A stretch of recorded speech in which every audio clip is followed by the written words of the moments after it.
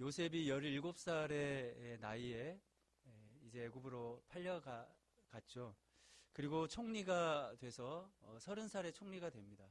그리고 오늘 성경에 보면 7년 동안의 그 풍년, 그리고 2년 동안의 흉년, 그 기간들을 계산하면 아마도 요셉이 이제 형들을 다시 만난 것이 그의 나이로 치면 약 한 39살 정도. 그러니까 요셉이 팔리고 나서 약 한 22년 정도의 시간이 흘렀다고 봐야 되겠죠. 여러분, 42장에서 요셉은 드디어 그 22년 이상 헤어져 있던 형들과 첫 대면을 하게 됩니다. 그런데 형들은 요셉을 알아보지 못했습니다. 왜냐하면 당연히 요셉이 죽었을 것이다. 그들의 기억 속에는 요셉이 이제 사라진 겁니다. 거의. 기대하지 않았던 거죠. 그러나 요셉은 형들을 알아봤습니다. 그런데 그때까지만 해도 요셉은 아직 자기가 애굽에 팔리고 또 총리가 되었다고 하는 것에 대한 분명한 깨달음을 갖지 못했습니다. 어떻게 자기가 여기까지 오게 됐고 또 오게 된 이유가 무엇인지 아직 요셉이 다 아는 것 같지는 않습니다. 뿐만 아니라 요셉이 그 형들에게 가졌던 그 감정, 그것도 아직까지는 충분히 해결되지 않은 것처럼 보입니다. 여러분, 그래서 요셉은 42장에서 형들을 시험하지 않습니까? 너희가 여기 온 것은 정탐하러 온 것이다. 너희가 정탐꾼이 아니라는 사실을 막내를 데리고 와서 증명해봐라, 이렇게 얘기를 합니다. 그리고 시므온을 인질로 잡고 막내 베냐민을 데려오도록 요청하죠. 그리고 아버지에게 가서 그 사실을 얘기하자 아버지는 어떻게 대답합니까? 안 된다. 왜요? 요셉도 내가 잃었는데 이제 그 아들 베냐민마저 내가 잃을 수 없다. 왜요? 바로 요셉과 베냐민은 야곱이 가장 사랑하는 그 라헬에게서 늦은 나이에 얻은 아들들 아닙니까? 그렇기 때문에 너무나 사랑스러운 자식들이었습니다. 그러니 베냐민마저 잃을 수 없었다는 거죠. 그러자 르우벤이 나오죠. 형제 중에 르우벤이 이렇게 얘기합니다. 아버지, 내가 베냐민을 보내면 나의 이 두 아들을 죽여라도 좋으니, 죽여도 괜찮으니까 이 베냐민을 나와 함께 보내시길 원합니다. 그러면 내가 반드시 이 베냐민을 다시 데리고 오겠습니다. 그렇게 아버지에게 요청하죠. 그런데 아버지는 쉽게 허락하지 않습니다. 그리고 이제 43장에서 그들이 애굽에서 가져온 양식이 다 떨어지자 아버지를 다시 설득하기 시작합니다. 그때 그 형제들 중에 이제 누가 나오냐면 바로 유다가 등장합니다. 유다가 아버지에게 이렇게 얘기합니다. 자신이 담보가 되겠다. 내가 담보가 될 테니까 베냐민을 보내달라. 이렇게 아버지를 설득합니다. 그리고 그 설득에 아버지는 베냐민을 보내게 되죠. 그리고 베냐민을 데리고 애굽에 와서 이제 베냐민과 함께 요셉으로부터 잘 대우를 받습니다. 그리고 이제 다시 돌아가는 길에 베냐민의 그 보따리 안에서 그 은잔이 발견되지 않습니까? 그래서 이제 베냐민이 꼼짝없이 요셉의 종이 될 처지에 놓이게 됩니다. 그때 유다가 또 그 요셉에게 이렇게 말을 하죠. 이 아이만 남으면 우리 아버지가 너무너무 슬퍼할 겁니다. 그러니 내가 이 아이를 반드시 데리고 가야 합니다. 베냐민이 가는 조건으로 대신 내가 당신의 종이 될 테니까 이 아들 베냐민을 아버지에게 돌려보내십시오. 이렇게 간청합니다. 그리고 이제 오늘 45장에서 바로 요셉 자신의 그 정체를 드러내는 거죠. 신분을 밝히고 있는 겁니다. 여러분, 오늘 요셉은 45장에서 지금까지 자신이 팔리고 그리고 형들과 다시 만나게 되면서 일어났던 그 모든 일들의 결론을 이제 맞이하게 됩니다. 아니, 왜 이런 일들이 자신에게 일어났는지에 대한 결론을 그는 드디어 깨닫게 됩니다. 여러분 45장 5절을 한번 보실까요? 당신들이 나를 이곳에 팔았다고 해서 근심하지 마소서, 한탄하지 마소서. 하나님의 생명을 구원하시려고 나를 당신들보다 먼저 보내셨나이다. 무슨 얘기입니까? 요셉은 자기에게 일어난 모든 일들이 우연히 일어난 일이 아니라는 것입니다. 바로 하나님께서 계획을 가지시고 바로 하나님께서 생명을 구원하시기 위해서 그렇게 계획하신 일들을 다 이루신 것이다 라는 것을 이제 45장에 와서 드디어 깨닫게 되는 것이죠. 여러분 7절과 8절에 보면 바로 그렇게 또 말하지 않습니까? 하나님이 큰 구원으로 당신들의 생명을 보존하고 당신들의 후손을 세상에 두시려고 나를 당신들보다 먼저 보내셨습니다.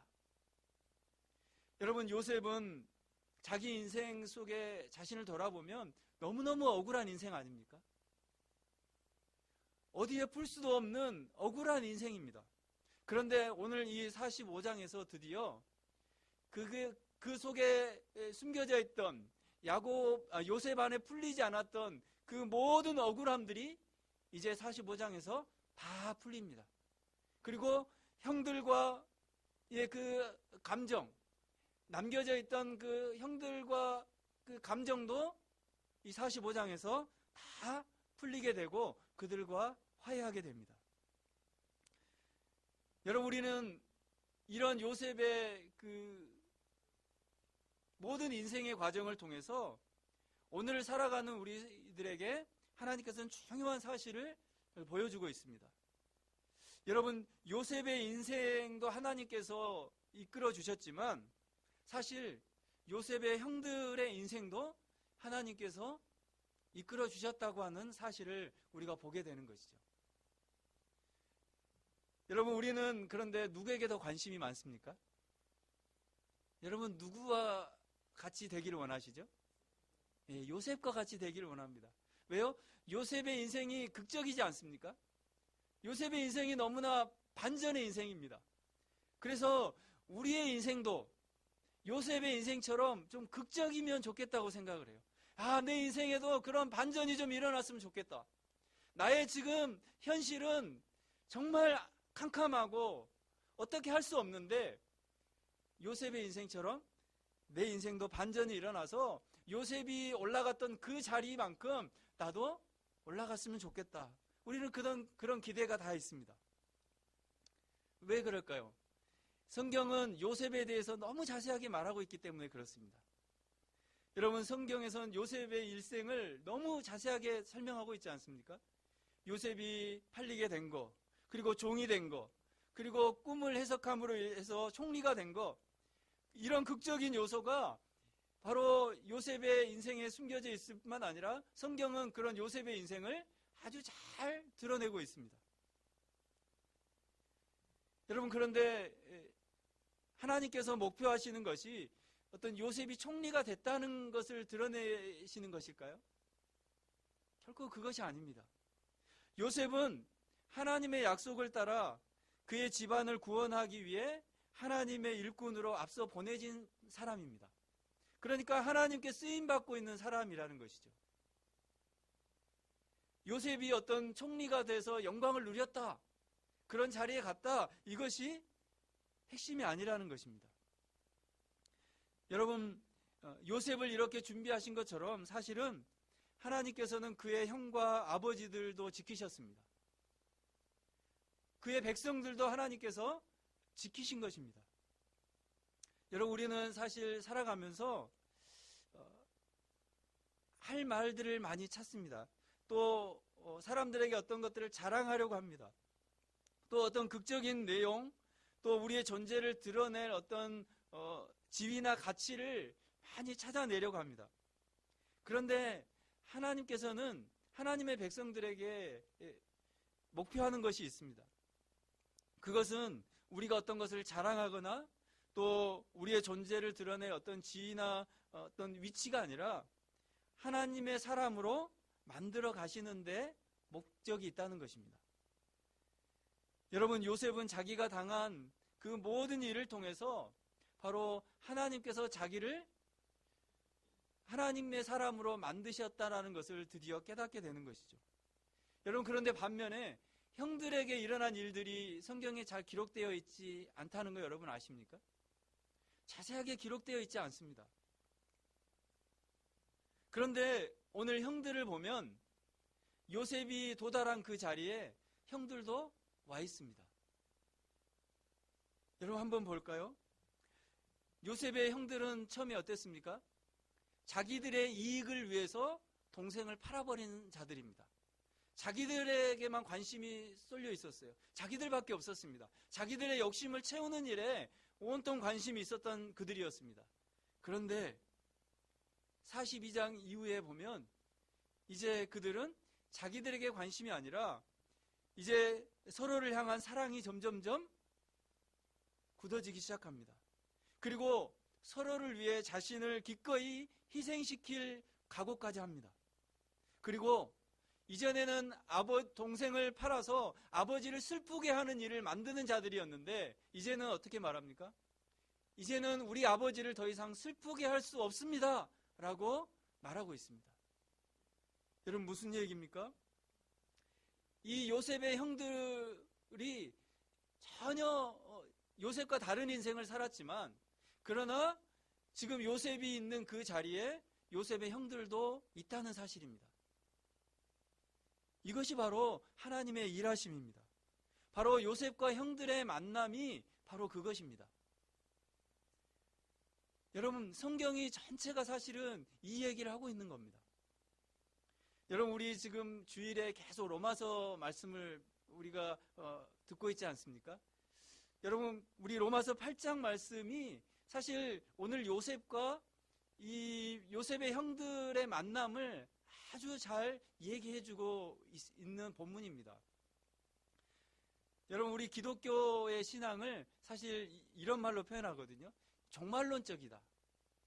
종말론적이라는 말은 그냥 예수님이 마지막에 재림하신다 이 얘기를 의미하는 것이 아니라 하나님이 목표하시는 그 결과, 하나님이 목표하신 것이 있고 반드시 마지막에 결과에 이른다라는 것입니다.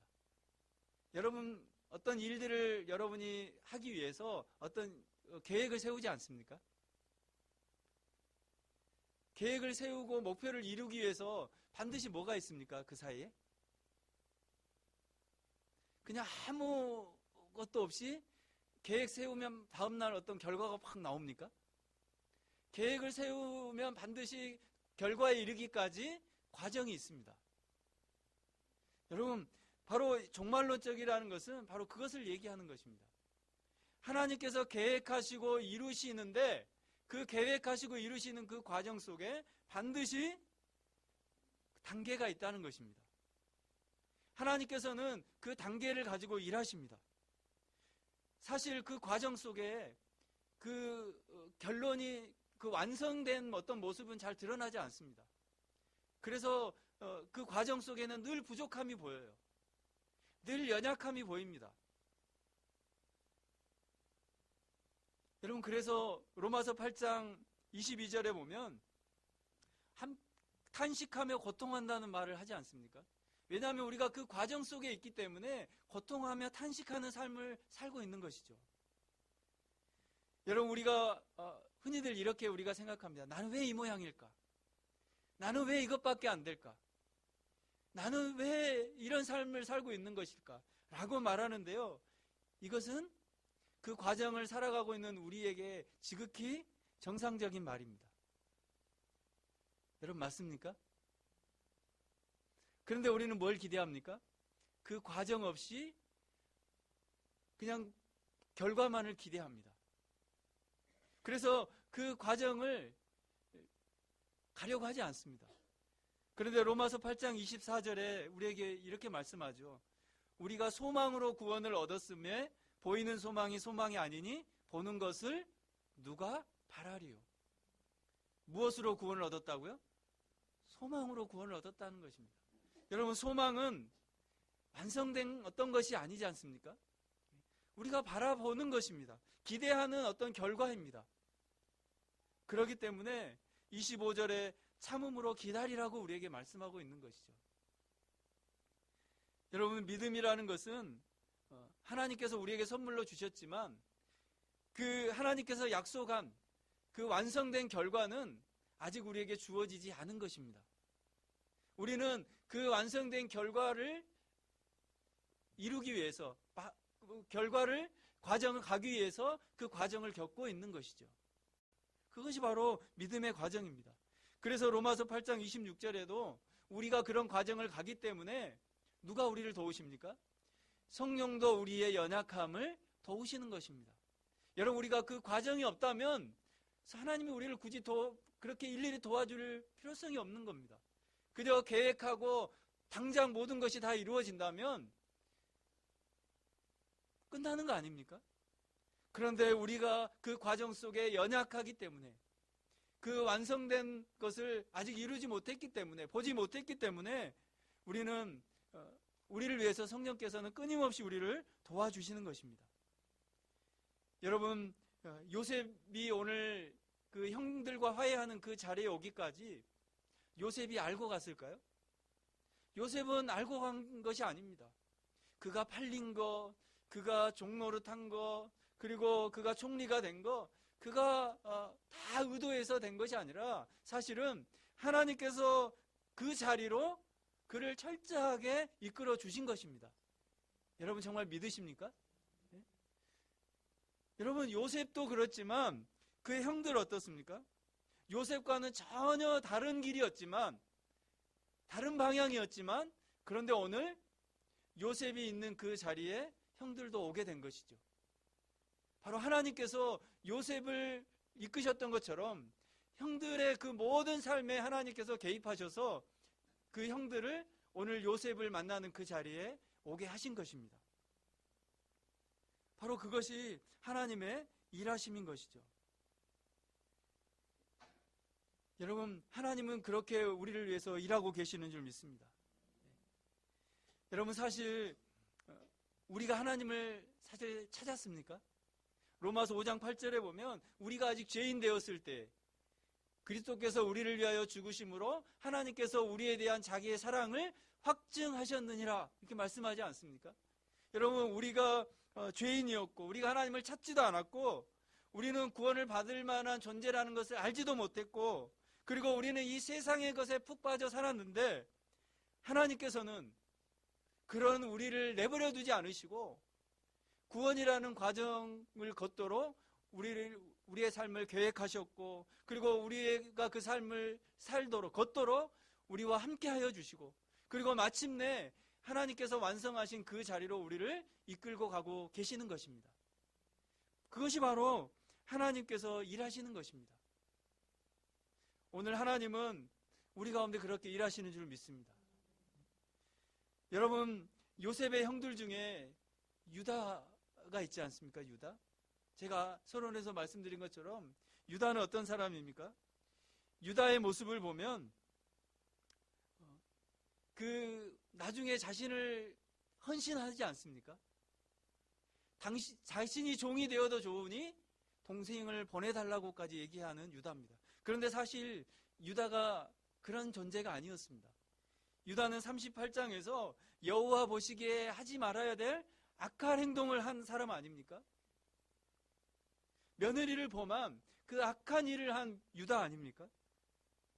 그런데 그 유다가 38장의 그 유다가 44장에 와서는 전혀 다른 유다의 모습이 되어 있습니다. 어떻게 가능했을까요? 그런데 유다가 38장에서 하나님 보시기에 악한 행동을 하고 나서 그는 아무 일이 없었다는 듯이 그저 평범하게 양을 치고 있는 겁니다. 양치는 일로 그는 평생을 살아갑니다. 그에게 어떤 일도 일어난 것을 기록하고 있지는 않습니다. 그런데 그 유다의 인생은 44장에 전혀 다른 모습으로 변하고 있습니다. 바뀌어 있다는 것이죠. 누가 그렇게 만들었을까요? 하나님께서 유다의 그 평범한 인생 속에 하나님은 일하고 계셨던 것입니다. 여러분, 우리는 흔히 내 인생에 반전이 없으면, 내 인생에 뭔가 극적인 어떤 일들이 없으면 하나님이 일하시지 않는 것처럼 여겨집니다. 여러분, 우리 여기 많은 성도님들이 앉아 계시지만 우리의 인생은 요셉의 인생이 많을까요? 아니면 형들과 같은 인생이 대부분일까요? 사실 여기 우리 모두는 요셉의 인생을 사는 분은 거의 없습니다. 사실 우리는 거의 다 형들과 같은 인생을 사는 자들이에요. 그렇다면 요셉과 같은 인생을 살지 않기 때문에 하나님의 일하심이 우리에게 없는 걸까요? 아닙니다. 우리는 어쩌면 유다와 같은 형들 중에도 유다와 같은 삶을 살고 있는지 모릅니다. 죄를 짓고도 그저 일상의 그 평범한 삶을 그저 살아갑니다. 아무런 어떤 반전도 일어나지 않습니다. 그런데 그런 삶 속에 하나님이 일하고 계시다는 것입니다. 여러분 확신하십니까? 하나님이 지금 일하고 계십니다.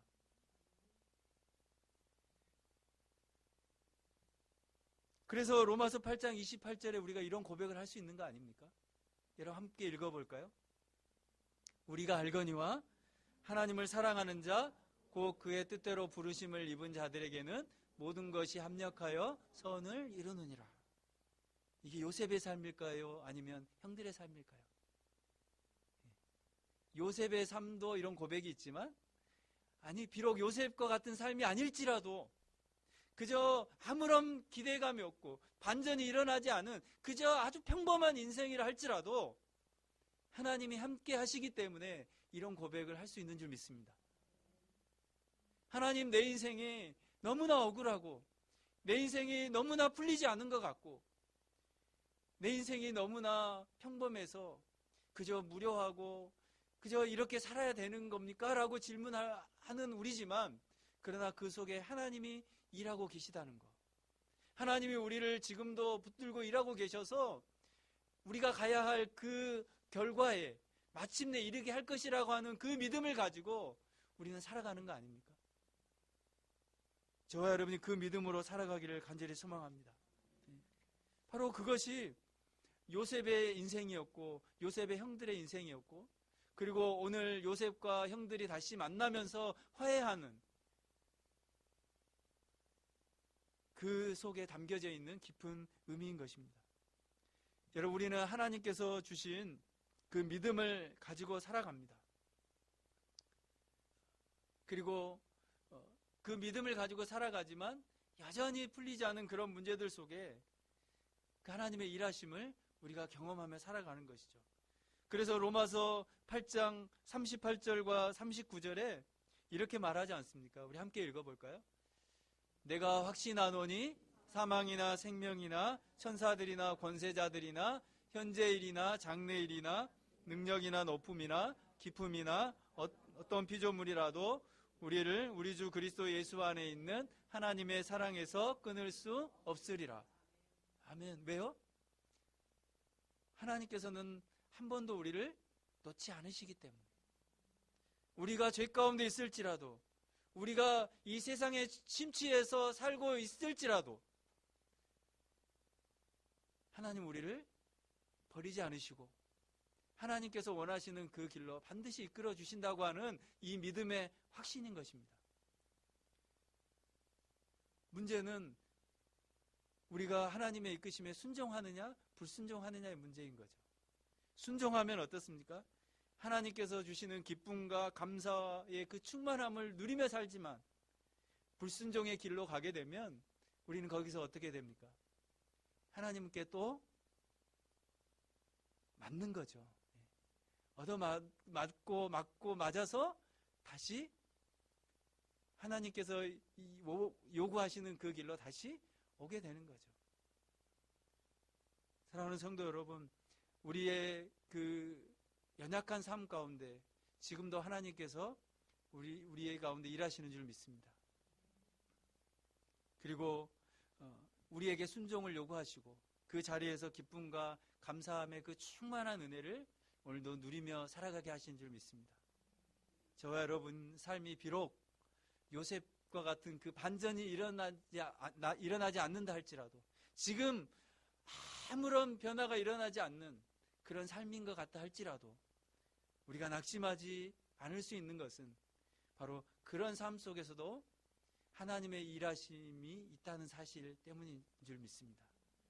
그 사실을 확신하고 오늘 그 연약한 삶 속에 하나님의 일하심을 기대하고 마침내 그 완성의 자리로 우리를 이끄실 그 하나님을 기대하며 살아가는 믿음의 또 성도님들 다 되시기를 주님의 이름으로 간절히 축복합니다. 우리 함께 이 시간 찬양했으면 좋겠습니다. 내 아버지 그 품 안에서. 여러분, 하나님께서는 우리를 그 하나님의 품 안으로 안아주시는 줄 믿습니다. 주님의 손길로 우리의 삶을 안아주십니다. 그리고 주님의 평강으로 우리를 덮습니다. 비록 우리가 넘어지고 흔들리지만 내 안에 주님이 거하셔서 나를 붙들어 주시고 내 생각을 주께로 돌려주시고 주님이 주시는 그 평강의 옷을 입게 하시는 줄 믿습니다. 주님의 그 약속 안에서 내 뜻보다 크신 주님의 계획을 신뢰하며 나아갈 때 우리는 우리의 그 연약한 삶 가운데 하나님께서 세밀하게 간섭하시고 일하신다는 사실을 우리는 더욱 경험하게 될 줄 믿습니다. 우리 함께 그 하나님의 일하심을 고백하며 이 찬양으로 함께 고백하기를 원합니다.